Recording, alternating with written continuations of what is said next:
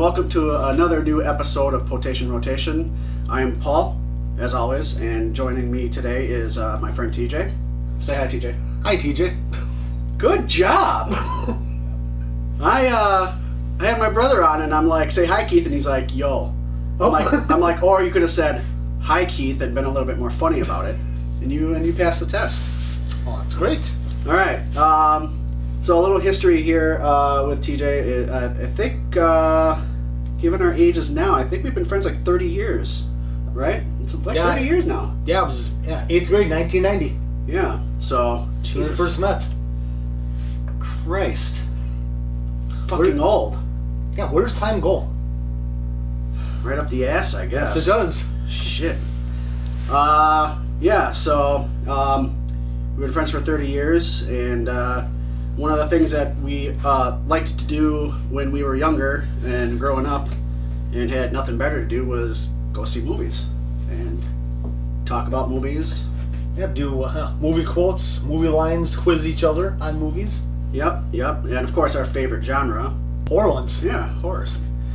So that could be a discussion for another time, but today what we're going to do is we're going to do our top 10 movies of all time. So it could be any genre, from any year, just our top 10 movies.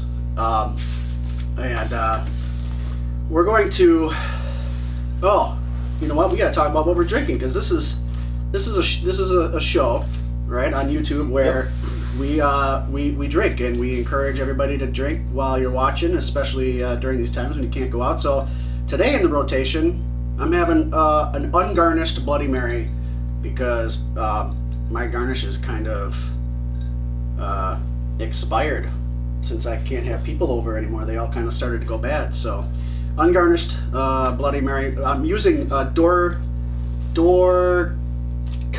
County Distillery Luminous Vodka from Door County, Wisconsin, and you have the Redneck Code Red Margarita, or not Margarita, Redneck, yeah. Yeah, right? The thing is the margarita. It's got the Code Red Mountain Dew and the same Door County Luminous Vodka. Yeah, ungarnished, because I'm all out of garnishes. Except I do have Worcestershire sauce and celery salt in here, but I'm missing my, entire chicken. So anyway, we made our list here, and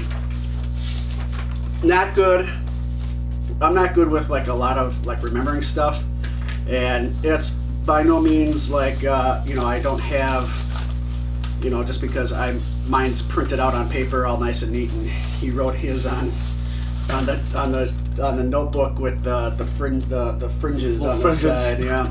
I see a movie, I can memorize lines and quote them word for word, scene by scene. It's very true. So we'll see. I know there's at least one on my list. I know there's one on my list. I don't know if it made your list, but I know it's one on my list that I think you know some shit. So we'll just say that. But so I'm gonna start, and I do have, because I didn't want to have just mountains of pages here. The one thing that I'm really bad at is remembering like the names of actual actors other than like the main star. So I wanted to make sure that I had my computer handy. So my number 10 goes all the way back to 1934, and this recently just entered my number 10 list, or my top 10 list, based upon movies that I had to watch for my film class. And this is a 1934 pre-code American romantic comedy called It Happened One Night. And it stars Clark Gable and Claudette Colbert.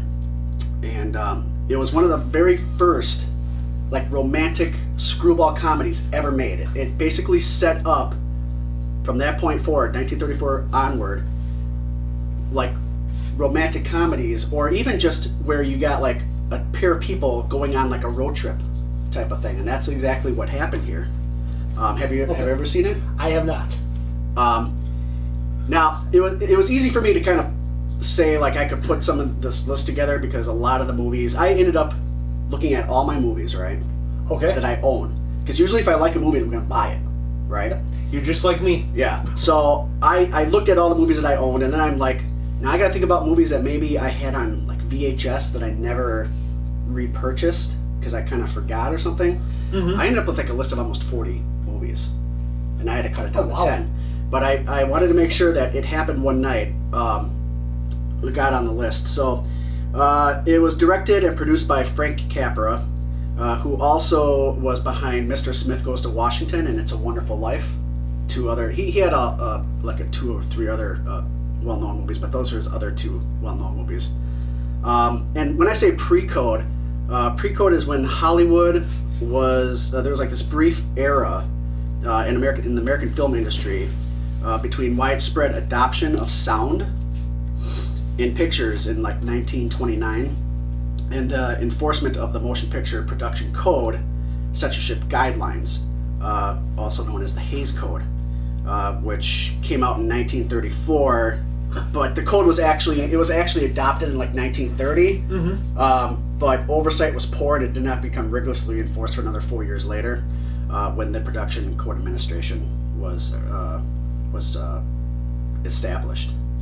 So it's kind of like a whole mess, or whatever of time. So that's why they say it's like a pre-code film, and it was the first of only 3 other films that goes along with One Flew Over the Cuckoo's Nest and Silence of the Lambs.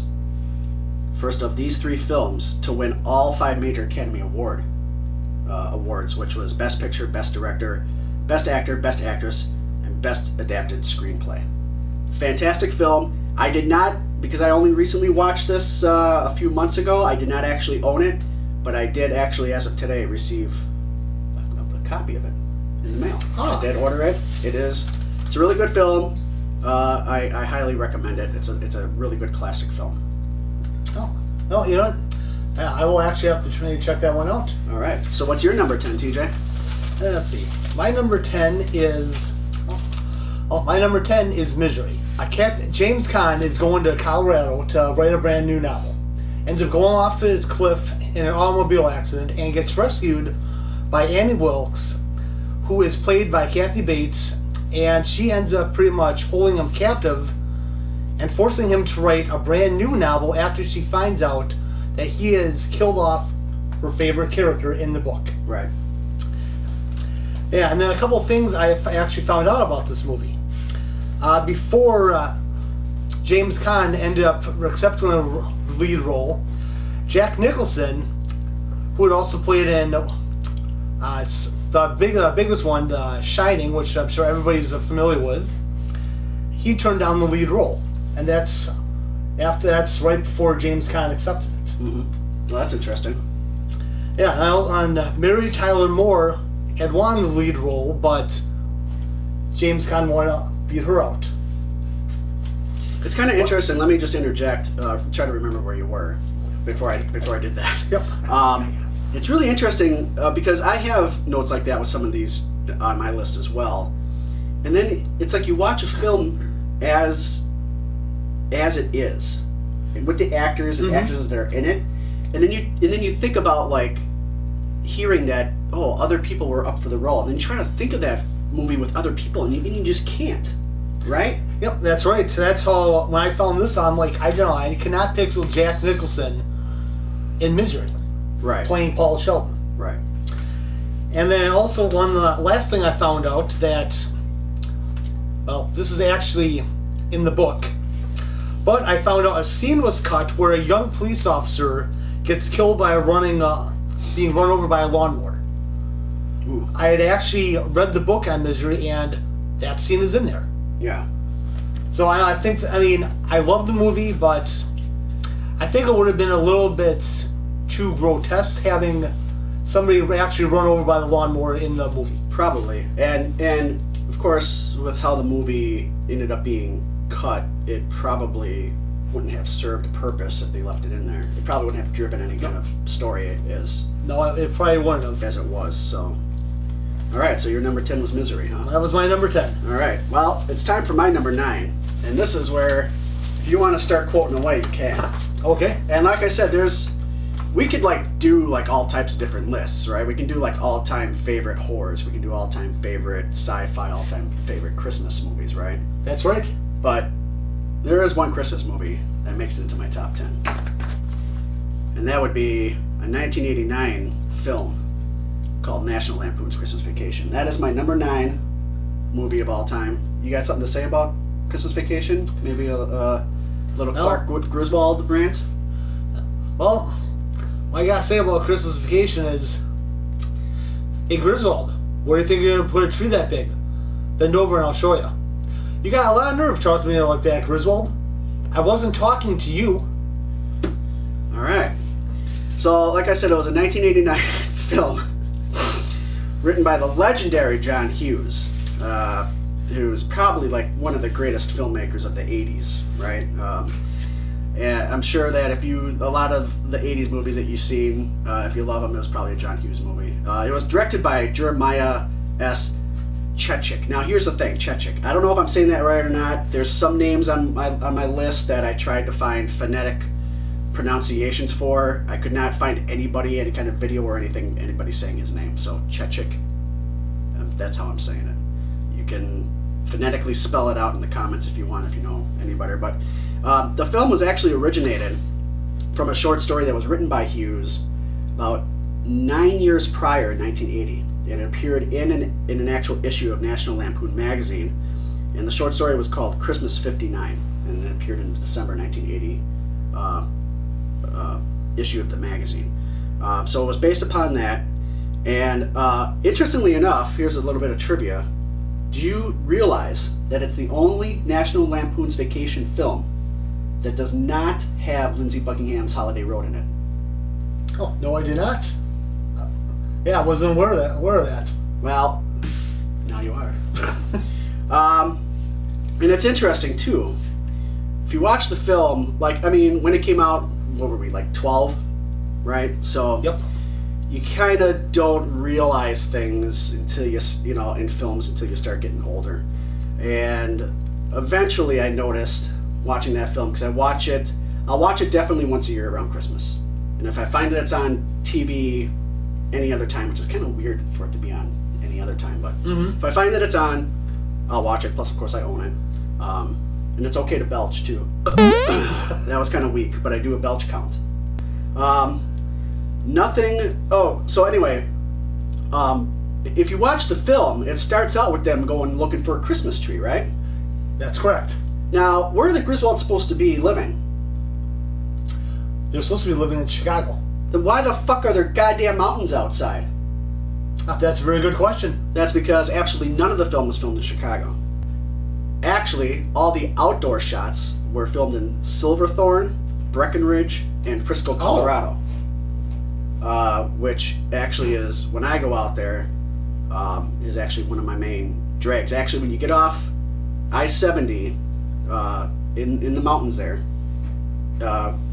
right around Frisco, you get off I-70 and you start heading south, you'll see on the side of the road is the Walmart that they go grocery shopping in with the big bags of dog food, or when Clark is going down the hill on that little sled and he ends up in a Walmart parking lot. It's right there off of I-70 in Frisco. So, and the house itself, when they were filming outside the house and in the house, that was in Burbank, California, in the studio. Oh, okay. In the studio lot. So none of it was filmed in Chicago. So that's why there's mountains all over the fucking place. Now, John Hughes, he actually wanted Chris Columbus, another great filmmaker from the 80s and 90s and still even today. He wanted Chris Columbus to direct the film. Okay? Okay. But it turns out Chris Columbus and Chevy Chase didn't get along. They were kind of having spitting matches, I guess, or something. I'm not sure. So that's when Hughes got Chechik to direct the film. And you know how Hughes made it up to Chris Columbus? He ended up giving. What did he do? He ended up giving Chris Columbus Home Alone. Oh, that was very nice. So that's how John Hughes and Chris Columbus got to do a Home Alone. So what's your number 9? My number 9 is Don't Tell Mom the Babysitter's Dead. Wow. We don't know what our lists are. This is the first time I'm hearing this. Don't Tell Mom the Babysitter's Dead. Holy shit. Yeah, it's actually one of my favorite movies to watch. Next are horror ones, of course. Right. A couple things I found out about this movie was it was done in the summer of 1990. If anyone's familiar with Spinal Tap, Give Me Some Money is played in that movie. Yep. The picture of one of the youngest siblings, Melissa, the same picture I found out was also used in the movie Halloween 4, where she's playing the niece of Michael Myers. Interesting. And then the babysitter's Buick that she had, there was a contest after the movie and somebody won it. Oh, really? Yep. Yeah, through some research, I found out they were giving away the Buick as a prize. Now, who was the main actor in that movie? Like the main... I'm trying to... the movie's like on the... Yeah, let's see. Let's see. You had... Christina Applegate was one of the... Oh, that's right. She was the main actress. I was trying to think... I was trying to think... She was the main of her. actress. I was getting her confused with the Chicken Adventures in Babysitting, and it was kind of creating a brain fart. So, okay. Yeah, so somebody actually ended up winning the car that drag queens stole while they were outside Clown Dog. Interesting. All right. So that was your number 9. That was my number 9. The Babysitter's Dead. All right. Well, my number 8, and it's the only horror film that makes my top 10. Now, there's a lot of great horror films. There's a lot of horror films that set precedents for what we see today.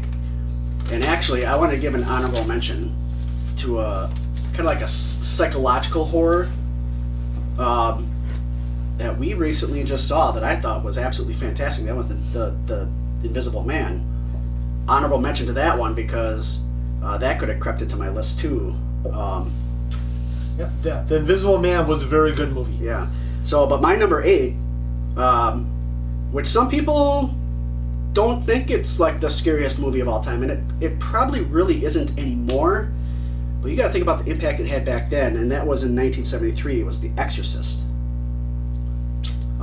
So it was written and produced by William Peter Blatty, and that is The Exorcist was based off his novel that he wrote, and it was directed by William Friedkin, Mike Oldfield, and some people call it the Exorcist theme, but it's called Tubular Bells, which is really when you think about classic horror theme songs, you think Halloween, right? That's correct. And you think The Exorcist. I mean, those are like the two big ones right there. Yep. Right.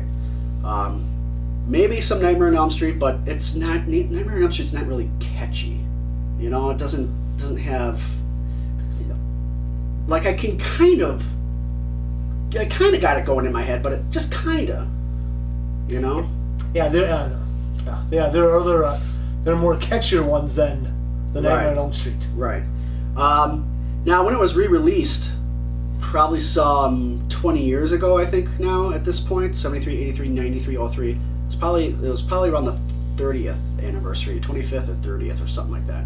But it was re-released and they had some extra footage in there, like the spider crawl, where Reagan comes out of her room and she's backwards and she's doing that spider crawl down the stairs and her head is like or whatever, you know, like I thought that was like an interesting ad, just to kind of take what had people all shook up. That one's for you, Keith. People all shook up back in '73 and kind of like bring a little bit of something that's kind of like, whoa, you know, what the fuck into it. But speaking of back in '73, The Exorcist was going to be X-rated. I mean, that's how, you know, because of you're talking about a child that's swearing and masturbating with a crucifix, you know, and the utter just absolute blasphemy that happens in that film. But there was a rumor that Warner Brothers actually worked with the Motion Picture Association, the MPAA, to change the rating to an R, to make sure that the film was successful. It should have been X, but there was a rumor that Warner Brothers probably slipped the MPAA some money or something and said give it an R. You know, but back when that movie came out in theaters, you had people walking out, you had people throwing up, you had people passing out. You know, you had, God, I think there was even a rumor to go as far as saying that some pregnant woman saw it and she had a miscarriage while watching it or something. Oh wow. Yeah, like hopefully it's just a rumor. Hopefully it's just a rumor, and I that's because that's terrible. But that's what that film did to people back then, and I think it's still a very powerful film. So that's The Exorcist makes my number 8. What's your number 8? My number 8 is the Amityville Horror. The Amityville Horror. 1979, James Brolin. The original. The original. Margaret Kidder. Yeah. Very good horror movie. It was about a person named Ron DeFeo lived in the house for years when all of a sudden he had heard voices one night telling him to go around and kill his family, which he did. A year later, Kathy and George Lutz moved in with their 3 children, and they had started to experience... And a dog. And the dog, Henry. And they had started to experience all of the horrors in the house. A local priest comes in to bless the house. He gets attacked by flies, and a voice tells him to get out. What was that? How's it? Get out!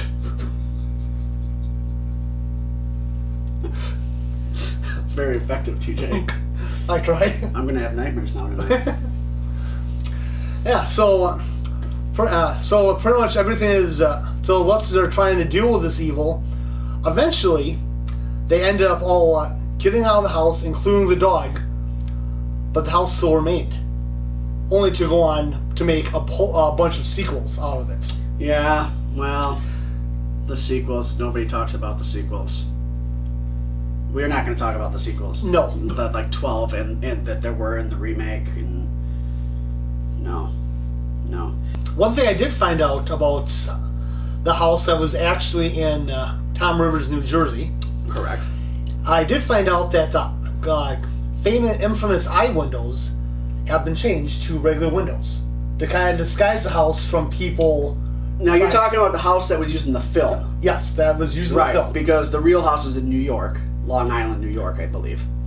And I think the house that was in the film was in Tom's River, New Jersey. Is that Yeah, correct? that is correct. Now I want to say that they did that. Well, okay, so, and I could look it up, but that's going to take too much time. And if I'm wrong, I'm wrong. Somebody can point it out. The real house in New York changed the windows from the quarter moon windows to just some regular ass windows. The house in New Jersey that was used for the film, they had regular windows. For the film, they installed the quarter moon windows, circular windows, whatever you want to call them. Okay. And then after the film, they put them back to how they were. So, though I don't think those windows were originally there, I think for the movie, and I think they also, something is telling me that, like, I think they flipped the house around and changed the address for the movie house too. Yes, I did hear about that. Yeah. So it makes it harder to find, but back then it was probably harder to find. Now you got, the internet and Google Maps, and there's websites dedicated to like where things are filmed, and it's probably easily findable now. All right, let's move along here. My number 7 is going to be actually kind of quick, and funnily enough, there's a lot of these on my list that I actually didn't see at the theater, either because they were before my time or I just missed the boat. And this is, The Exorcist was clearly before my time. And obviously it happened one night, that was before my parents' time, right? So, but one that was during my time that I missed, and then somebody told me to rent it, and I rented it, and after I rented it, Excuse me. Man. After I rented it, I had to go out and get a copy. And I must have watched this movie every day for months. Once a day at night. Like almost every night for months. Sometimes on the weekends I'd watch it back to back. And I still watch it a couple times a year, and that's Napoleon Dynamite. That is my number 7. Napoleon Dynamite. Yes. It's a 2004 film, and it was written by Jerusha Hess, and also written and directed by her husband Jared Hess, which Jared Hess is probably the more well-known of the two of the couple. And it's based upon a short film called Palooka that Hess did a couple years prior, and it had the premise that appears in the film where Pedro shaves his head because he was too hot. So they shave his head, and then they later go out and look for a wig for Pedro, and that's what Palooka is about. It's about going to look for a wig for Pedro, except John Hader, who plays in Napoleon Dynamite, in Palooka, his character's name was Seth, and it was just a short film, and they took this short film of Seth buying a wig for Pedro and turned it into a whole movie. And I think it's a film for me that like is like right up my alley. It's just like so like mundanely ridiculous that I absolutely love it. And there's some people that'll watch it and they can't even get through it because they're like, what the hell, this isn't funny, you know. But that's just you know, just don't touch my tots, TJ. Don't touch my tots. I'll drink to that.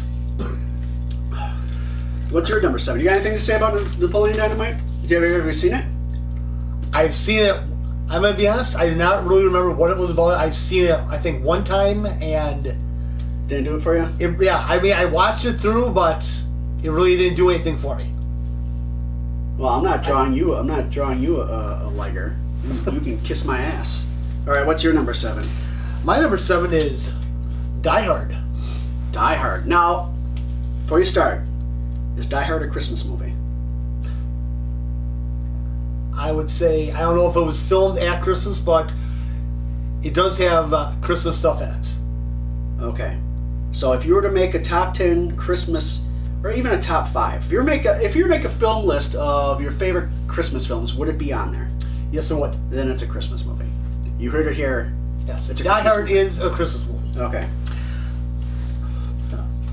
Well, I had found out that when Carl, one of the German terrorists, breaks into the building, found out he makes the very first kill in the movie. He's also the very last to be killed. And there's a shot of a gas station with the price, 74 cents a gallon. That's something you'll never see this day and age, or we'll probably never see again. We almost did though recently with the COVID thing. It got down to $1.09, which was, I think some gas stations got down to 89 cents, just outside our area. But now, like in the last 4 days, it's shot up like 40, 50 cents, or whatever. It's still pretty cheap. But yeah, that's 79 cents a gallon. Yep, 79 cents a gallon. 74, 79. That's Before crazy. 79, yep. Crazy. Yeah, if I would have to say, I really enjoyed Die Hard. Good action movie. And if you want to see a movie that has some humor, and some good action, and actually, like I said, if you like Christmas time, it has all three. And what's his catchphrase? His line in the movie? Yippee-ki-yay, motherfucker. That's goddamn right. All right, my number 6 is another film that's way before my time, and only 5 years after 1934, as it happened one night, and that's The Wizard of Oz. Wizard of Oz is my number 6. Now, this is actually one movie that I don't own because I kind of feel like it's on TV like all the time. Like you can have no problem finding it. I mean, and watching it, like I don't know why I would spend $30 on the 4K resolution version of it, but now this was directed by Victor Fleming, and it was based upon the wonderful Wizard of Oz by L. Frank Baum, which that book was published in the year 1900. Wow. 39 years before Wizard of Oz came out. So you're talking about a 120-year-old book, you know, and then you got the movie itself, which is, it's crazy to think about how old that story is. Now here's a little interesting tidbit, and this is something that I just found on the internet by accident just a couple weeks ago. The character of Dorothy, there's, I want to call it a rumor. It's very likely that she was, just because it's almost too coincidental not to be. That Dorothy may have been named after Baum's niece, Dorothy Louise Gage. Really? Yes. Dorothy died when she was an infant. I'm trying to remember. When I say infant, I mean, I don't know that she even lived a year. Yeah, June 11th, 1898 to November 11th, 1898. So like 5 months. Wow. Right. So there's a chance that that the character of Dorothy was named after her, and being in Milwaukee, it's kind of interesting for us. Dorothy Louise Gage is actually buried just 3 hours south of here in Bloomington, Illinois. So if you want to visit the namesake of Dorothy from The Wizard of Oz, you can go to a cemetery in Bloomington, Illinois. It's right there, but I'll let other people find it. I'm not gonna just blast the name of the cemetery, but yeah, she's buried there, the namesake of Dorothy from The Wizard of Oz. Yeah, right in our backyard practically. Oh my gosh. Yeah, so fantastic film. Of course, it was just beautifully shot. That whole scene where she's in the tornado and it's, you know, it was in black and white, or kind of like almost like a brownish, tannish type of color if you watch it nowadays. But and then she opens up that door and it's just all like, I could imagine just being in the theater back then and seeing that on the screen must have been just breathtaking to witness for the first time, you know.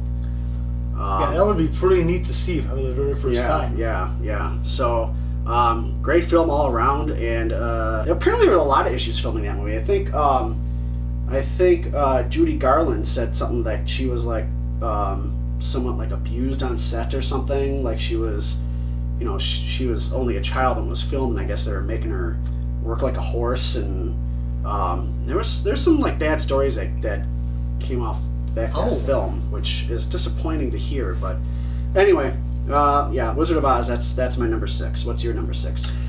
My number 6 is the movie Fear. Oh. Yeah, starring Mark Wahlberg and Reese Witherspoon. And Mark Wahlberg plays an abusive boyfriend to Reese Witherspoon. A couple things I found out. Number 1, Mark Wahlberg, he improvised the line, "Let me in the fucking house," when he was trying to break into her parents' house to get her. It was filmed in the year 1994, but released in the year 1996, 2 years after filming. Do we know why?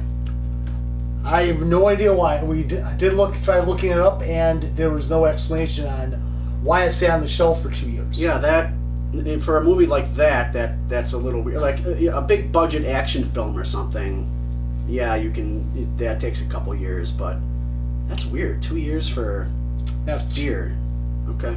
Director James Foley was so impressed with Mark Wahlberg's addition, he said he wouldn't direct it unless he starred in it. There's a lot of film directors and producers that kind of have an idea of who they want to play their characters, and they basically, if they don't get their way, they'll walk, you know. Yeah, and I found that pretty interesting when doing some research on this movie. Well, that is interesting. My number 5, and it was funny because a English teacher in my senior year of high school had us watch this, and I still remember. I have no idea why we got to watch it. I barely paid attention in class. Maybe it was tied to something that we were learning. I don't fucking know. And I hated the class. I hated her. But I will be forever grateful she showed this movie because I was laughing my ass off so hard in the classroom at this movie that I still remember my classmates like giving me dirty looks. A large part of the rest of the class did not understand this movie. I fucking got it, and I fucking loved it. And that's Monty Python and the Holy Grail. Oh, yeah, I remember that one. Monty Python and the Holy Grail. That made my number 5. It's a 1975 British comedy film. It was written by the lot of Monty Python from Monty Python and the Flying Circus, and directed by Terry Gilliam, who some people don't know isn't actually British. He was born in Minnesota.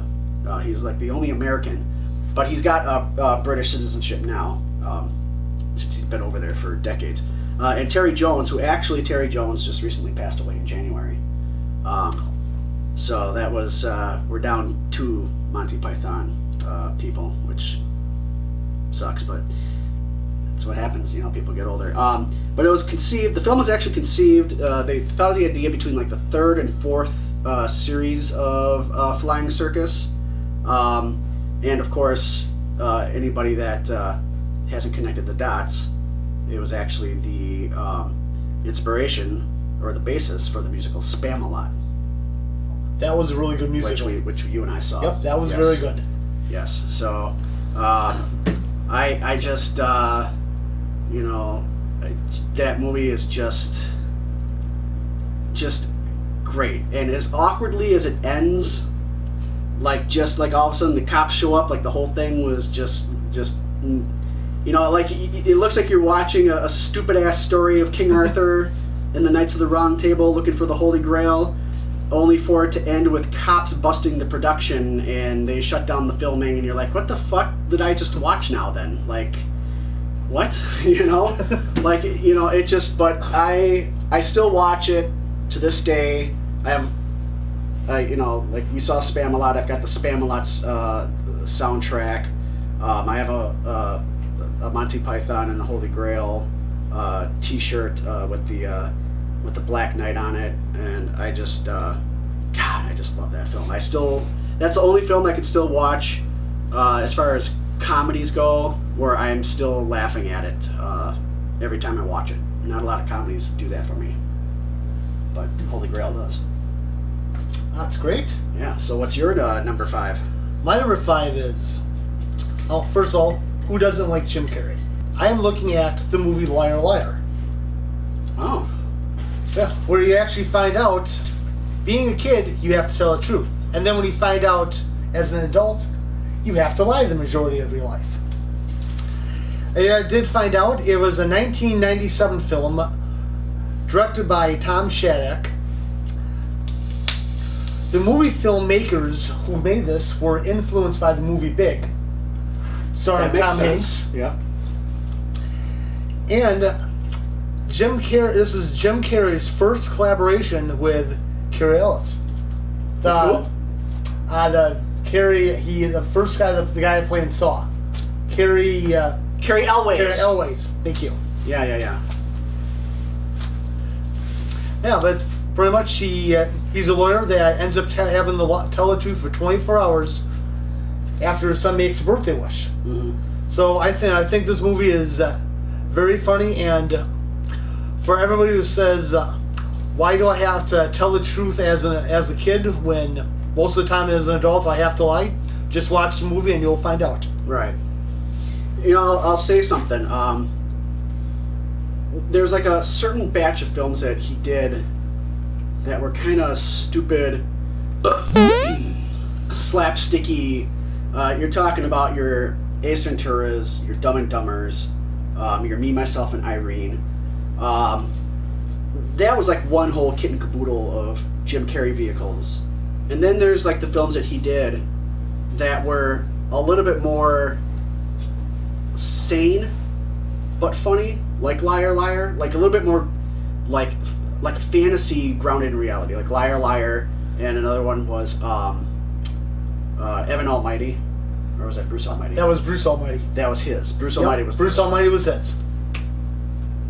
Sorry, Steve Carell. But yeah, so you know, that is Liar Liar is one of them. I think when a lot of people think about the Jim Carrey movies that aren't Ace Ventura and Dumb and Dumber, like they think about Me, Myself, and Irene and Bruce Almighty, and Liar Liar kind of like doesn't ever come up. I think it's kind of underappreciated. That is a good movie. I cannot. Doesn't he like slam his like I cannot tell a lie or something like that, like in the courtroom, or what was that? He's asking for a continuance. So the judge is asking Jim Carrey why. He looks at the judge and says, "I can't lie." Yeah. Come on, Mr. Reeves. But I still need an answer. Now, do you have probable cause or not?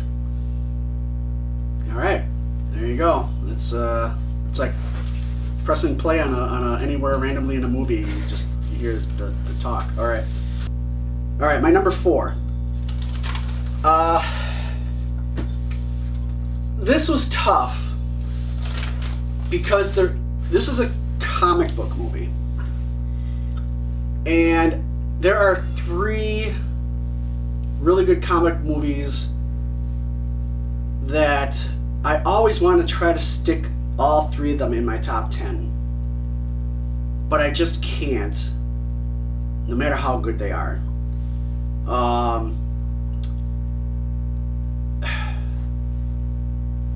I want to say on a lot of levels that I found the Joker to be phenomenal. Okay, let me just put that out there. However, as far as a superhero movie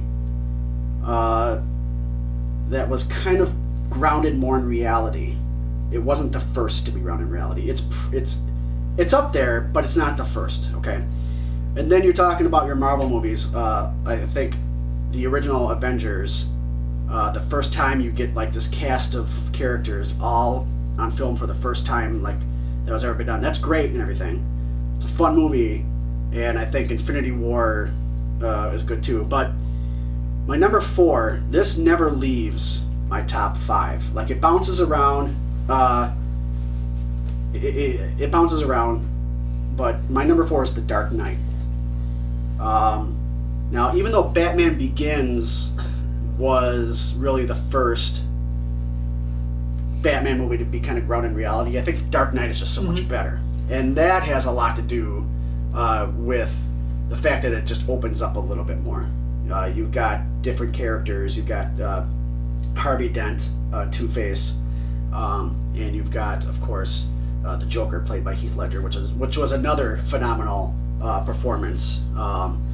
And I still, like, I'm getting chills even thinking about Heath Ledger's Joker. I still think Heath Ledger's Joker was better than Joaquin Phoenix's Joker. But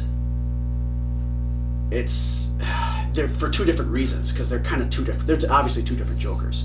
But anyway, The Dark Knight came out in 2008. It was the sequel to Batman Begins, and part of what became the Dark Knight trilogy, with Christian Bale playing Batman, Bruce Wayne. The film was written by David S. Goyer, and was also written, directed, and produced by Christopher Nolan, which Christopher Nolan is a fantastic filmmaker, which really helped emphasize the film, all 3 films. Even though Dark Knight Rises was alright, but we won't talk about that one. And the score was by Hans Zimmer, whose composing credits are just way too numerous to even get into, but Hans Zimmer is one of the top greatest film composers of all time. And that score, like even when you turn that film on, when you watch the film and you start out and you got the robberies going, the robbery going on with the guys in the clown masks and the zip lines and shit like that in the building and the bank, and like just there's like this,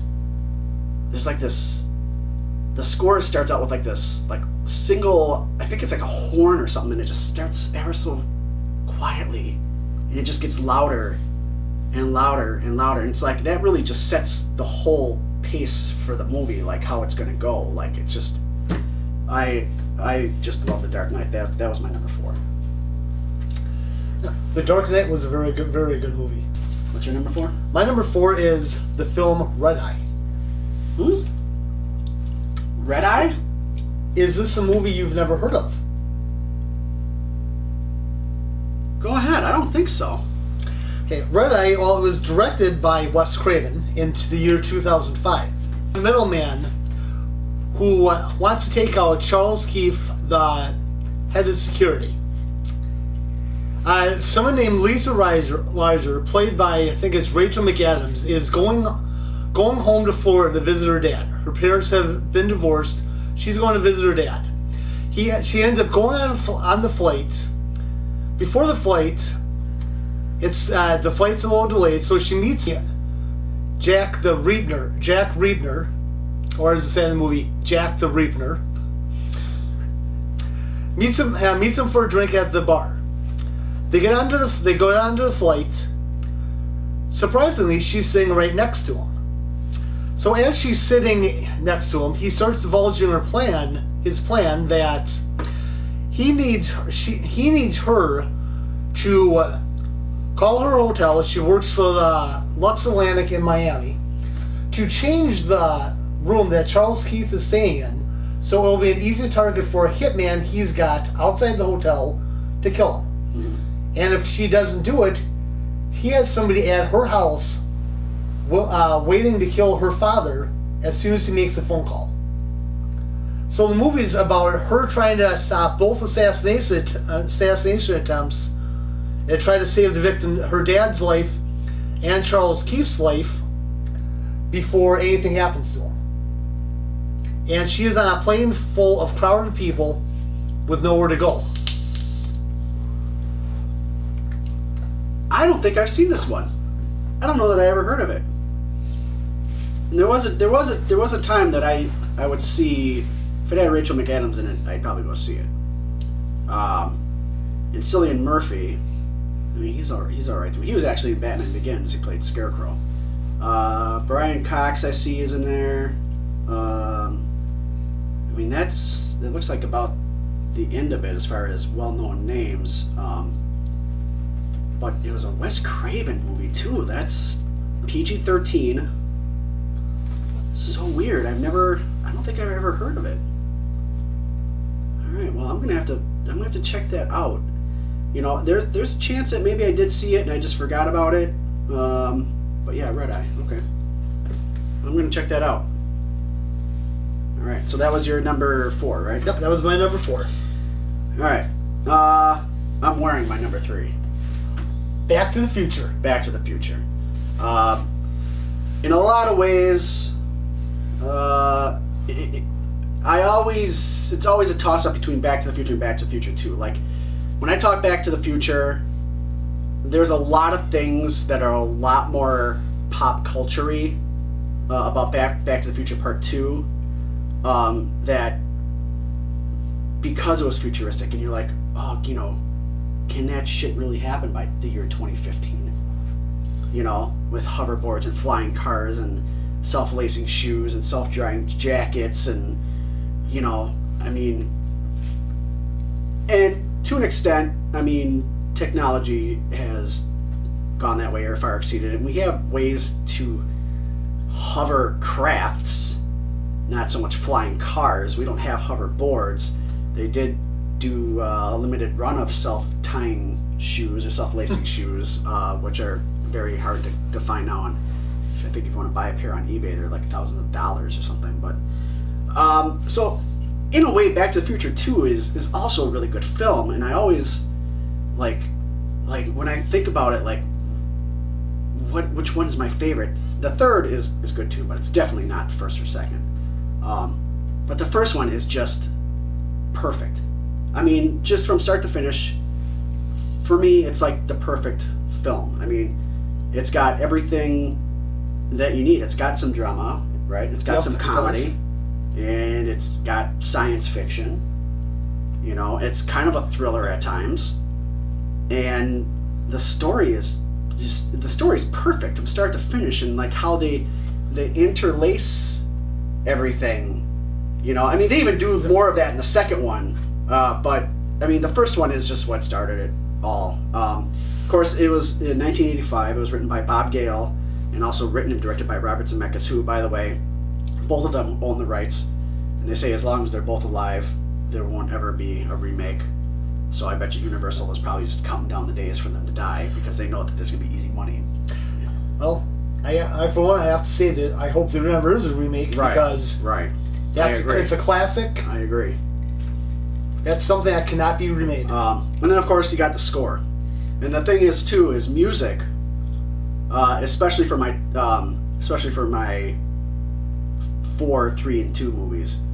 Music is integral part of a film too. I mean, if you have a great film but shitty music, you're kind of like, well, then it's probably just an okay film, you know. Mm-hmm. But Alan Silvestri did the score, and then of course you had on the soundtrack you had Huey Lewis and the News. Oh, The Power of Love. Right, and also the other one, Out of Time, wasn't that the other? Yep, yeah, that was it. The other song. But then the soundtrack also had like Lindsey Buckingham and Eric Clapton. And what was great about that is you had, when you want to know about the soundtrack, you had the score and you had songs on there too, not just the orchestrated score. Did they have, it was the 2 songs they were playing at the dance in 1955 at the high school? Yep. It was Earth Angel. Right. And the other one was Johnny Be Good. Right, yep, and they're on the soundtrack as well. Of course, they're credited. I think on the soundtrack, the songs, what was his name? Marvin Berry? Was that the character's name? Yeah, I think so. I always get that mixed. I think Marvin Berry. Yeah, I think that was it. If you get this, if you look at the soundtrack, it actually says that those songs are by the characters, not by the actual real names. Really? So it'll say like Marvin Berry and the Baronets or whatever the hell the band's name was, and that's who they say on the soundtrack that the songs. Oh, I didn't. Yeah. So it's didn't know that. It's a nice little Easter egg, but Back to the Future is just for me. It's like the perfect. It's just the perfect movie of every. All right, so what's your number 3? My number 3 is the movie Panic Room. It was a film that was written in. It was shit. TJ, I'm out of a Bloody Mary. Hold on a second. It's time for an Abbey Triple. There you go. Abbey Triple from Sprecher Brewery with my lucky Hong Kong lady bottle opener. Even though I could probably twist this one off. He shoots, he scores. Number 3 is Panic Room.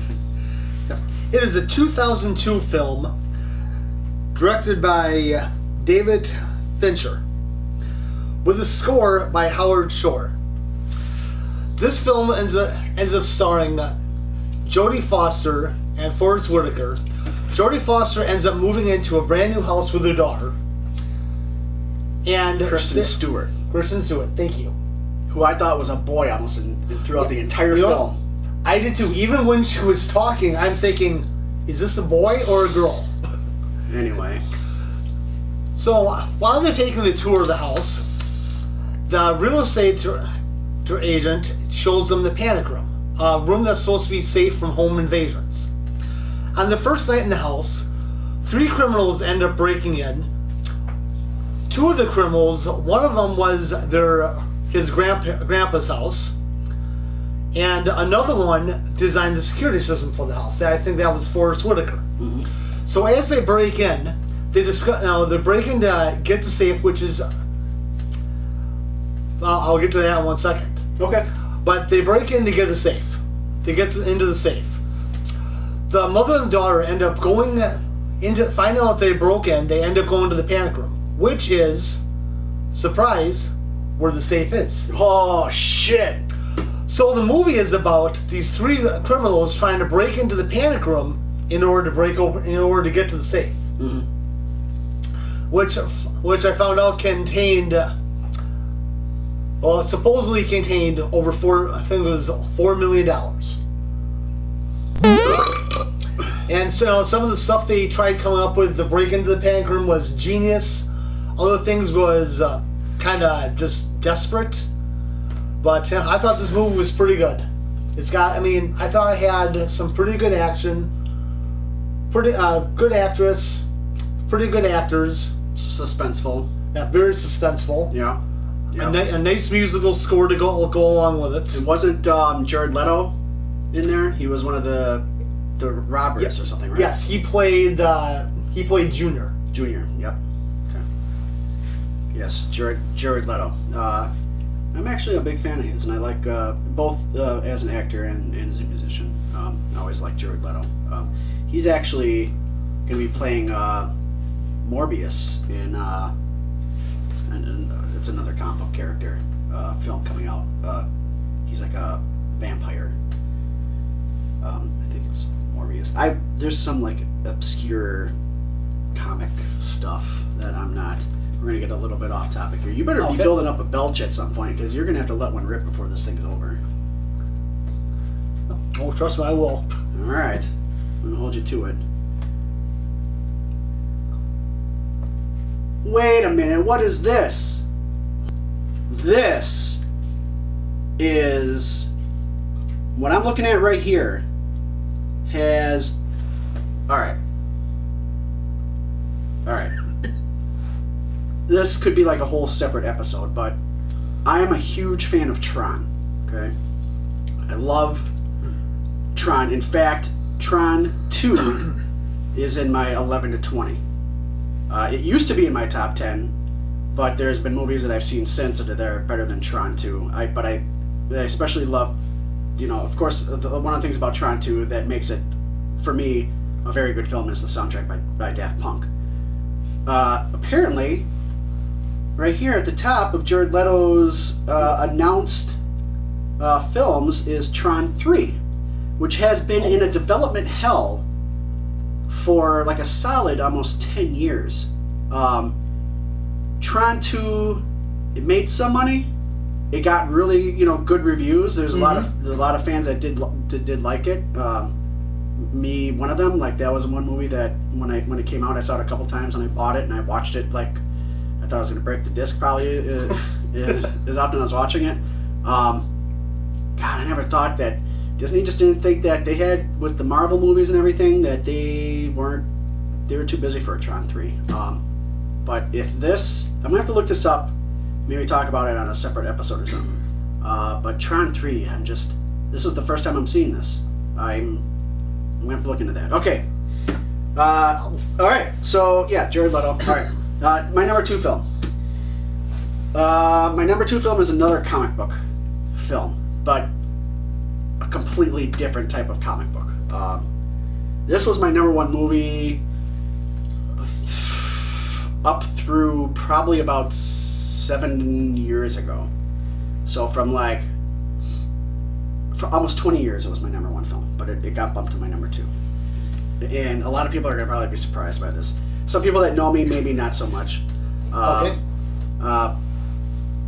This was a movie that when I knew nothing about the comic book when it came out, saw it, and I absolutely fell in love with everything about the movie, and it's The Crow from 1994. Great movie. It was written by David Scow and John Shirley, and directed by Alex Proyas, which is a familiar name some of you might be familiar with. And it's based on the 80s graphic novel by James O'Barr of the same name. The score was by Graham Revell, who is another well-known film scorer. And he actually won a BMI Film Music Award for The Crow. Really? And along with 2 other good films, I think that I enjoy too, mostly because of the score, The Saint and Sin City. Those 2 movies, he did the score for those as well. And then you're talking about music, man. This soundtrack just like defined everything for me for that in that decade of the mid 90s, that around that era when you had The Cure and Stone Temple Pilots and the Jesus and Mary Chain and Helmet and it just, the music just really helped with the mood and the tempo of that film, and I knew something going into it about Brandon Lee having died making the movie, but I didn't even like at the time, like it didn't like really hit me, like I didn't care because I didn't even know really who Brandon Lee was. But then to go in there and watch it in the theater, not knowing anything about the comic book, not knowing anything about Brandon Lee, and it's the movie is like almost like watching a poem to me. It's like watching a poem come to life. It's poetic. There's like a justice that happens in that movie like we haven't seen in a film before, and it's the cinematography is unlike anything I've seen before. And gosh, I just I mean, because of that film, I even liked Sting the wrestler when he took on the Crow persona. But he even became my favorite wrestler just because of the persona that he went from the Surfer Sting to the Crow Sting, and just everything about that that movie, like buying a trench coat, and I think I even like went as Eric Draven one year for Halloween, and like that's still a movie that it's I watch it probably more than my number one movie. But there's a reason why I watch it more than my number one movie.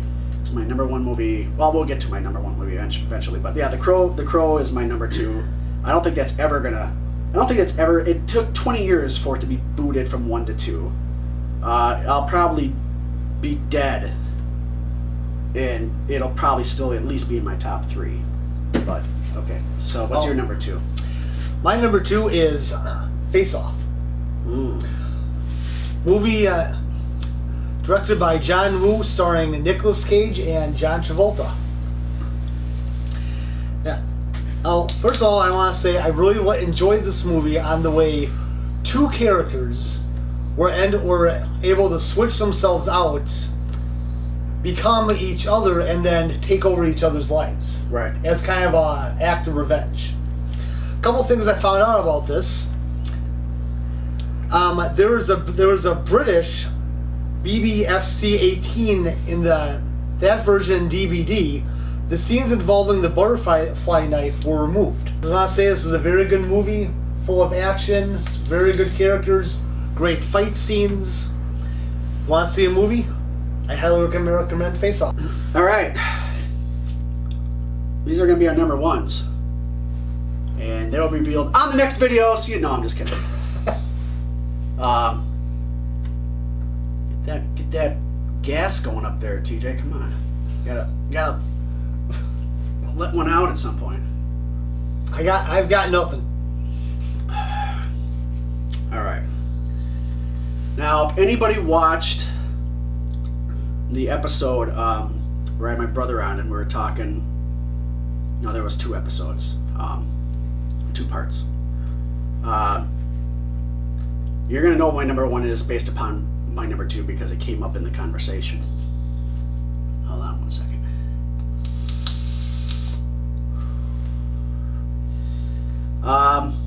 This is the film that bumped The Crow from number 1 to number 2, and I almost never saw it. I never saw this film. If I hadn't been a ghost hunter, I would have never seen it. Or if I was a ghost hunter and we never went to Ohio State Reformatory, aka Mansfield, I would have never saw it. And The Crow would still be my number 1 to this day, and my number 11 would be my number 10. So, when we were going to investigate Ohio State Reformatory, my group had a meeting, and they were talking about this movie that was shot there. And they asked, they're all talking about it, and I'm like, I never saw it, And they're like, you never saw The Shawshank Redemption? And I said, no, I never cared. Now, this Shawshank Redemption came out the same year as The Crow, 1994. Okay. And up till then, for me, seeing a movie that was based off of something that Stephen King wrote, I'm like, if it's not a horror or it's not Stand By Me, right? It's gonna probably suck. Like, why do I want to see a movie about some guys in prison? But my group thought I was nuts that I never saw this movie. So I watched it, and this was before going to Ohio State Reformatory. I ended up watching it, and I was like, obviously I knew where the movie's been for the last 20 years, but I was just like, I can't believe I decided never to watch this movie. Now, granted, in 1994, when I was like 16, 17, I probably wouldn't have appreciated it as much as I do as an adult. Plus, it's almost like 2.5 hours. I don't know, like, back then, I think the longest movie I saw back then was like Braveheart, which is also another good movie. It's in my 11 to 20. But anyway, Shawshank Redemption is my number one. It was written and directed by Frank Darabont, and it was based after a novella that Stephen King wrote in 1982 that was called Rita Hayworth and Shawshank Redemption. A novella means it's short. It's like a shorter novel, right? It's like a shorter story. To the point where when Frank Darabont, who actually, he did Nightmare on Elm Street 3, he basically wanted the rights to Rita Hayworth and Shawshank Redemption, but Stephen King was just like, who the hell are you? You know, like. So then he did Nightmare on Elm Street 3. He made some money off of it, and he goes, "Now I got more money to throw at Stephen King. Now I want to see if I can buy the rights to it." And Stephen King was just like, how are you going to take such a short story and make it into like a big ass movie? You know. But he bought the rights, and before you know it, a few years later, they're filming it. There was like a whole slew of different people that were up for the roles, talking about, people that are up for roles, and then thinking about like watching a movie with different people in it now, different actors or actresses, and you're like, that movie would have been so different, Tim Robbins playing Andy Dufresne. Tim Robbins must have been like the 20th choice to play that role. I think like Tom Hanks was up for it, and then when the movie Big came out, it ended up being such a huge box office success that Tom Hanks is like, I don't want Shawshank Redemption anymore. That's not like, to me that's like a bit part. I don't want that. Plus he was more or less sticking to comedies back then, Tom Hanks. Shawshank Redemption ain't no comedy. So Tim Robbins, like, they went through a lot of different people before they finally like got to Tim Robbins. A lot of people turned it down. Some people were interested in it who then later backed out. Some people, like, it was just like a revolving door. But to think of that role played by anybody else but Tim Robbins at this point is ridiculous. Now, the interesting thing too is after watching it and then going to that prison and being in there where they filmed a majority of that film was just absolutely mind-blowing. Like, that was the first time that I ever was someplace where a movie was filmed in my life, And that movie, like, I even just watched it again recently. I try to watch it once or twice a year, and you talk about Andy Dufresne crawling through a river of shit and coming out clean on the other side. And just how he builds up this whole revenge plot against the warden. And like the warden when he finds out that he's completely fucked, it just like feels so goddamn good that Andy Dufresne spent decades working towards it, and just, oh my god, it's great. Like, I am so glad people got me to watch it, So Shawshank Redemption's my number one. Okay, so what's your number one? Well, my number one favorite movie is Breakdown. Breakdown? Came out in 1997. Stars the late J.T. Walsh and Kurt Russell. Kurt Russell and his wife are driving through the desert. They're moving because they both got different jobs. their car ends up breaking down. So after the car ends up breaking down, they end up going to a gas station first to get gas, where Kurt Russell gets into an altercation with someone else that's in a truck that he's claiming they tried to hit him. He ends up leaving there before anything starts. Their car ends up breaking down a couple miles away. So after they get out of the car, J.T. Walsh, who plays, I think his name is Red Bar in the movie, he comes traveling along in his truck, offering to help him out. He helps him push the car off the road. He takes Kurt Russell's wife to a payphone. Hours and hours go by, she never shows up. Eventually, he finds out what's wrong with his car. He goes to the spot where he said they were supposed to meet. He's not there. So then he's trying to find his wife throughout this movie. The locals aren't helping. The sheriff isn't helping. So it's pretty much up to him to try to find his wife before anything happens. And there is a lot of different people involved in what kind of went on, or the way the movie is, you might think so. Mm-hmm. I think this is a very good action movie. Couple of good stars in it. That's action from the moment it begins to the moment it ends. So, really, it sounds like, to me, kind of like going through your list there, you're really big on like the drama thriller type stuff. That seems to be the majority of your top 10 list. It's very surprising, actually.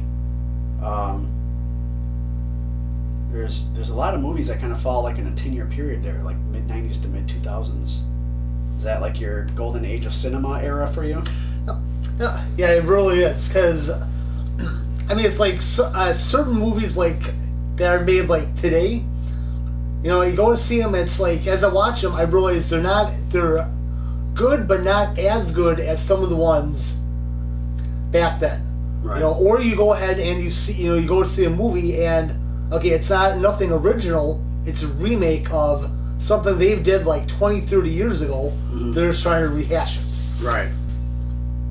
All right, so yeah, like I said, going through your list, it seems like you really like the drama and the thriller type stuff. But like I said, like I was like thinking about this, like you only had the one horror movie on here, which was well, I mean, Misery is kind of, well, it's kind of not a horror. But you said the Amityville Horror was your number 8, and I was surprised that was the only horror that made your list, and not Saw.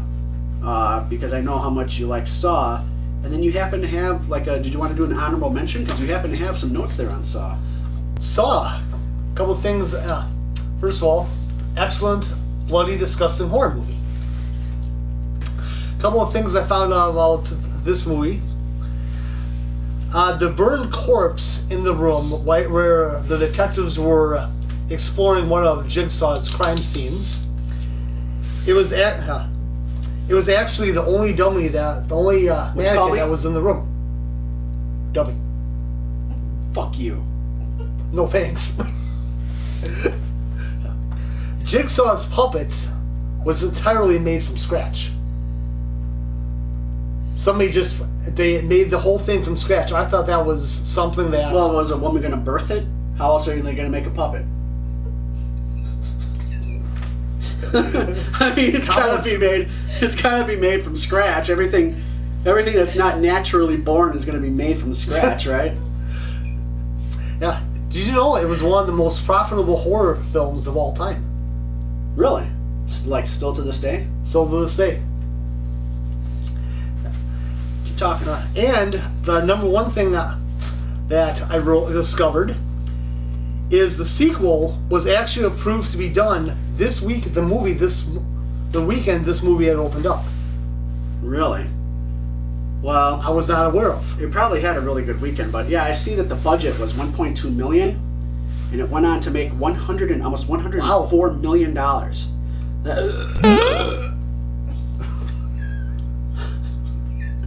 It made like $102.7 million. Oh, and Carrie Elwes in it again. We're talking about Carrie Elwes, but yeah, James Wan. I mean, James Wan is a very hot name in Hollywood.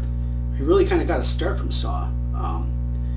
Yeah, because I was going to say, I was surprised that, like, I honestly thought when I said, hey, let's film this episode of our top 10 movies of all time, I thought half of yours were going to be horror, to be honest with you. I thought you would have Saw and the Amityville Horror and Child's Play and A Nightmare on Elm Street and Halloween, or you know what I'm saying? Like, I seriously thought that there was going to be a whole bunch of stuff. This is all subjective. It's all personal opinion.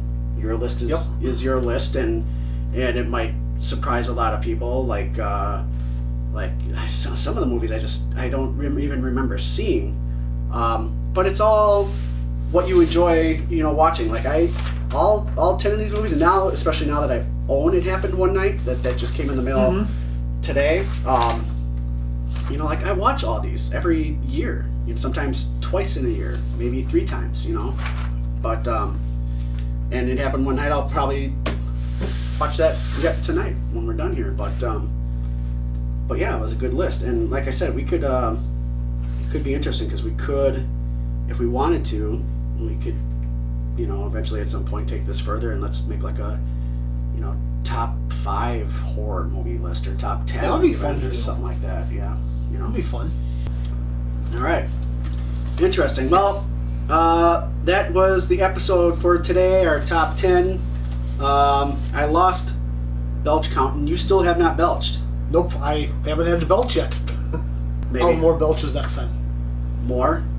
Or I'll At have least some one. belches. I'll try to do one next At time. least one, or there won't be a next time after that. Do you understand? Yes. Do I make myself clear? All right. God damn it. This is supposed to be a drinking show. You're supposed to let one rip every now and then. Otherwise, what good are you? 2 drinks. 2 drinks down. Cheers. So that'll be it for today, tonight, yesterday, tomorrow, whenever the fuck you're watching this. So he's probably not going to be here next time, probably because he's going to have to just go home and check himself, because this whole like no belching thing is not working for the show. So, but yeah, until next time. Hey, you know what? In the comments, why don't you let me know what your top 3 movies were, or are, for that matter. I'd be interested in knowing what they were.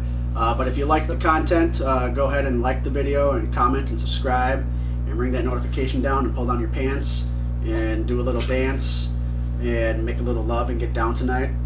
And we'll see you next time.